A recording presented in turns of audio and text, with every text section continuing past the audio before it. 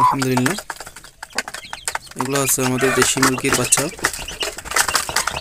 আমরা এরকম দেশি মুরগি পালন করে থাকি আবদ্ধভাবে।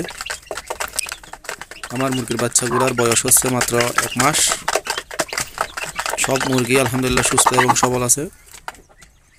আমি এই মুরগিগুলোকে শুধু মুরগির ফিড খাওয়াই এবং মায়ের সাথে রাখতে দিই।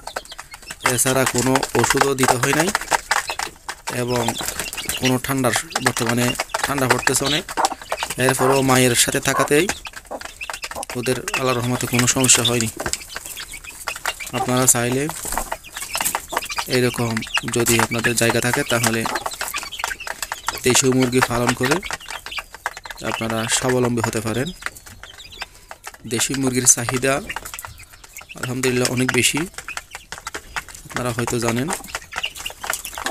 আপনাদের যদি সুযোগ থাকে তাহলে আপনারা আমার মতো দেশি মুরগি পালন করতে পারেন।